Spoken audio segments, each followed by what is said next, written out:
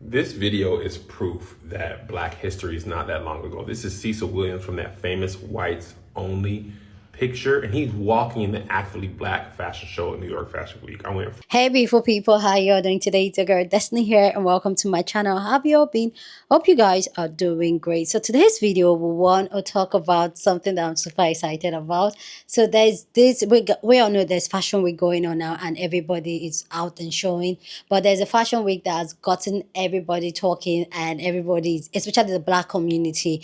And this conversation has come to the part where we talk about slavery and how segregation, the things that has been done to Black people, how a lot of time people want to downplay it and make it seem like it happened a long time ago, but it actually just a couple of years ago. So on this fashion show in New York, some Black historical moments were being shown, and some of the people that made this happen walked the runway. And this just really brought the whole conversation when Black people, especially in America, talk about slavery, segregation, and Jim Crow and all that. People always say, but that happened long ago. But these people that some of these things happened to, these activists that some of them happened to, they are still alive 2025 with us and still sharing their story. One of them was the famous photographer that was drinking water from a white only fountain.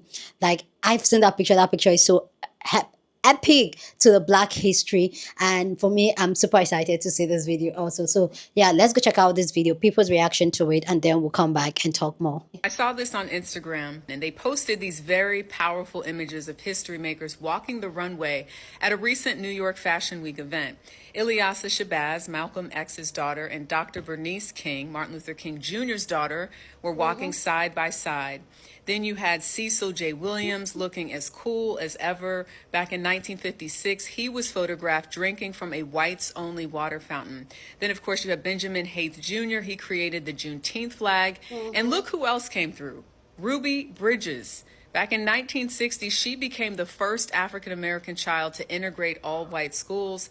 And as a former track and field runner, I loved seeing Tommie Smith and John Carlos there. In 1968, after medaling in the Olympics, they raised their gloved fists in protest of racial injustice and also to bring awareness to poverty.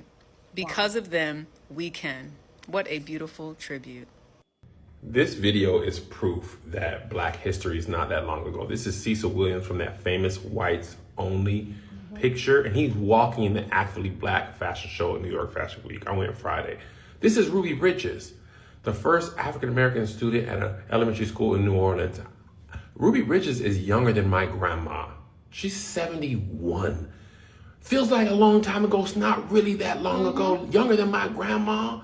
Ruby Bridges integrating schools in Louisiana, walking Actively Black history not that long ago. John Carlos, Tommie Smith from that famous Olympic picture with the Black Power fist. I seen that with my own eyes. Bernice King, Martin Luther King's daughter walking in the fashion show. Shout out to Lenny Smith, he's the owner of Actively Black. Bernice King and Malcolm X's daughter walking together. Malcolm and Martin's daughter, come on, man. History. I That just made my day.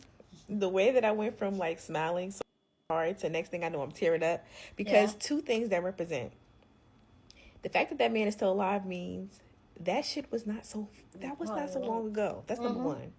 Number two, I didn't show it in the video, but if you seen the video, see when he was walking back, everybody screaming, I ain't never scared. He just nodding his head. Like, do you understand how that was a moment? I will never forget that moment. Like, 10 out of 10, whoever idea was to bring that man out and knew that he was alive and bring him out with that sweatshirt, with the sweatshirt of him, but in color, because that initial picture is in black and white. Yeah. They revamped that picture and put it in color.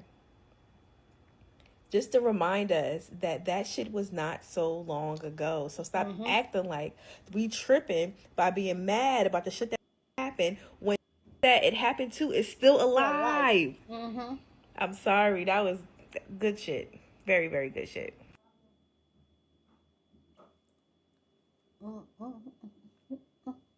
That video had me in my feelings. I just broke down crying because that just did something to me. I did my master's capstone on segregation and in Tennessee, and that just brought back some of the memories. I just could not believe it that they were hyping him up.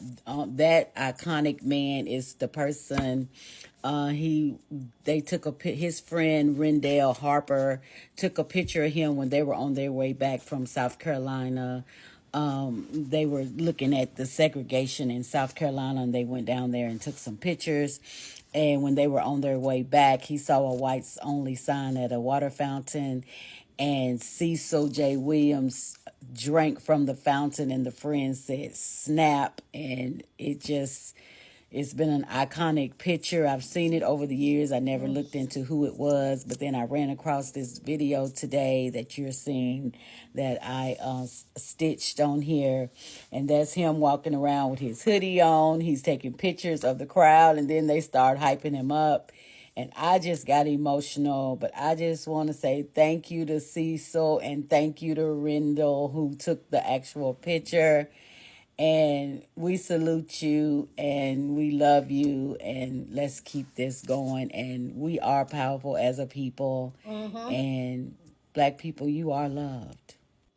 So by now, everyone has seen the Actively Black New York Fashion Week event, and it was amazing with the creator of the Juneteenth flag, the daughters of Malcolm X and Dr. Martin Luther King, Ruby Bridges, Tommy Smith and John Carlos, and just so many others walking the runway and just celebrating our history.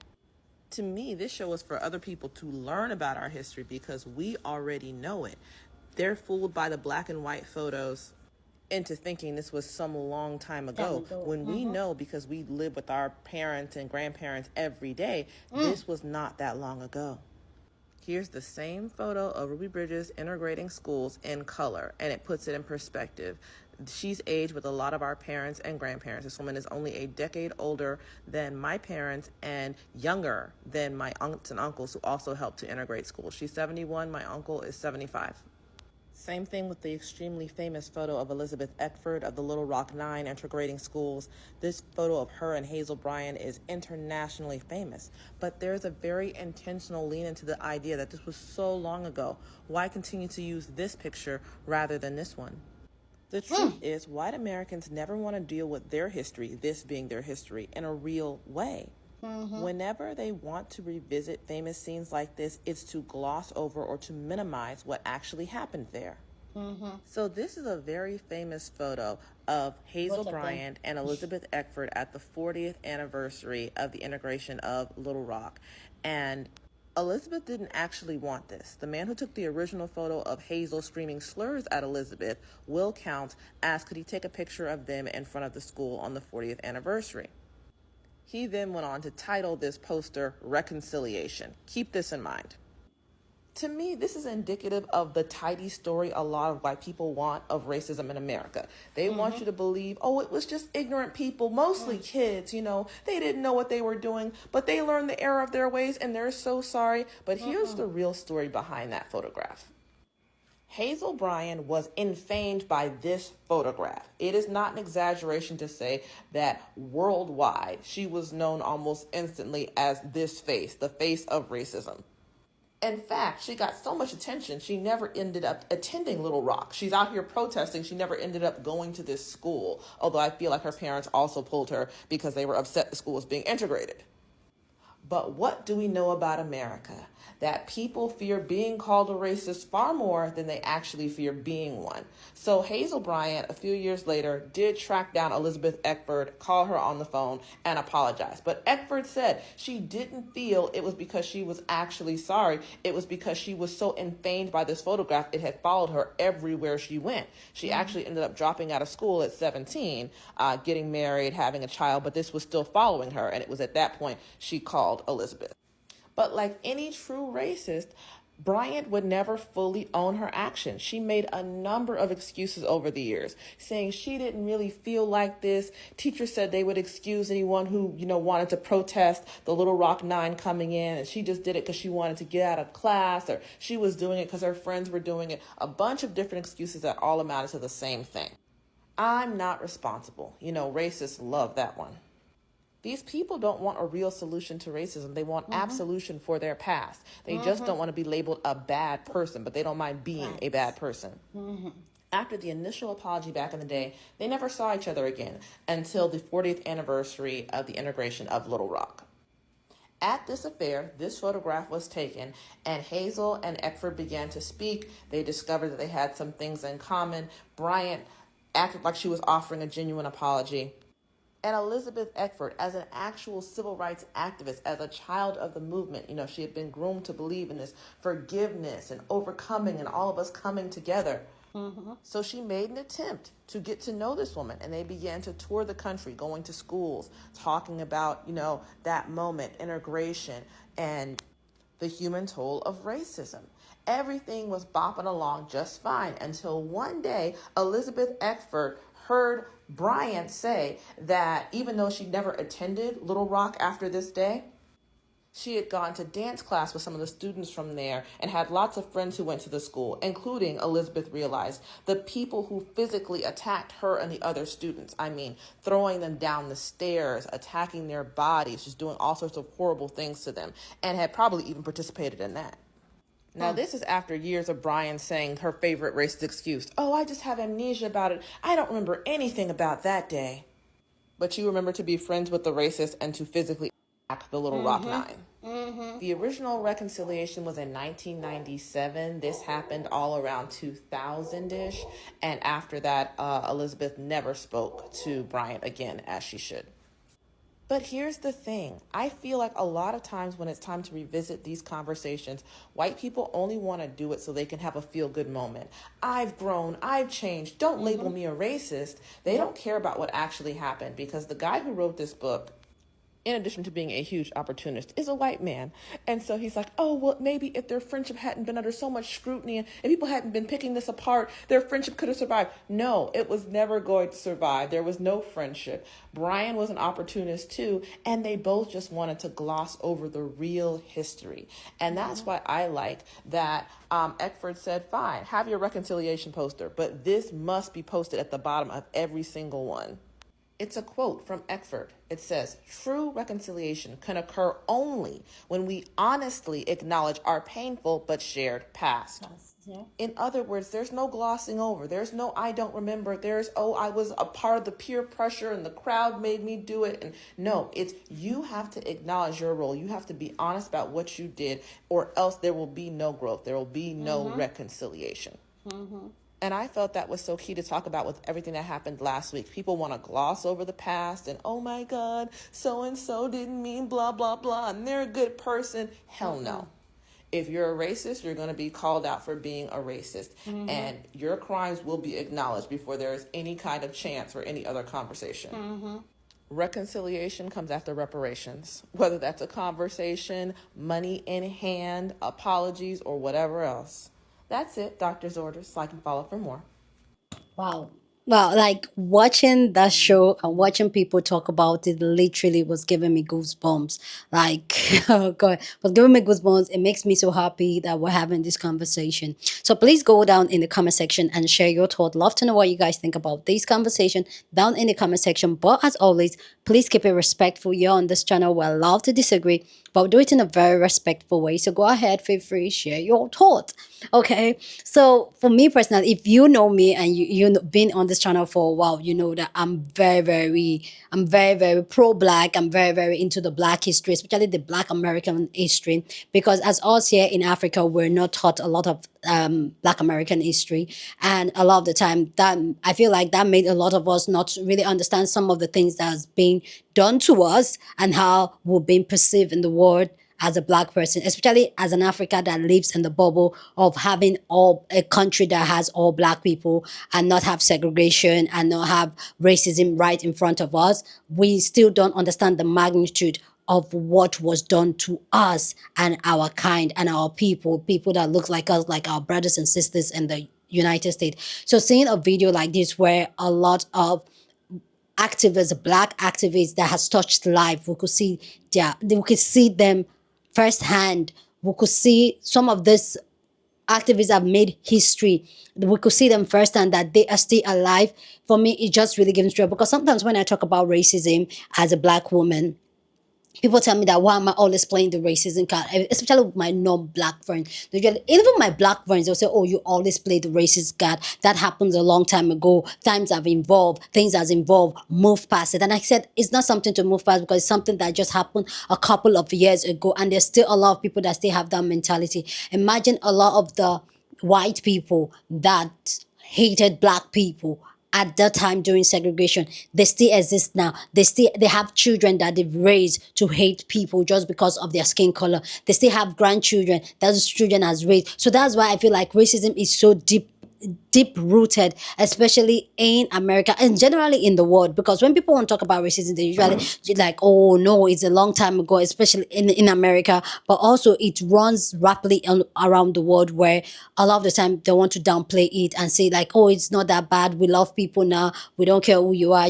We just love people. I don't care about skin. I used to say that thing, like, I don't care about color. Right now is a huge red flag for me when I see people talk and say, okay, I don't see color. That's the word. I don't see color. I remember I used that word one time, and a black American woman stepped in and she educated me, like, stop saying it, because whether you like it or not, when you step out there in the world sees color. When you step out there in the world treats you exactly like your color. They treat you exactly like a black woman. They don't treat you as a woman, they treat you like a black woman. And it is what it is. As a black person, when you navigate this world, especially when you leave your comfort zone, especially like someone like myself that live in Africa, that we all see our kind around, when you leave there, then you understand the microaggression, you understand that this is things that still existing.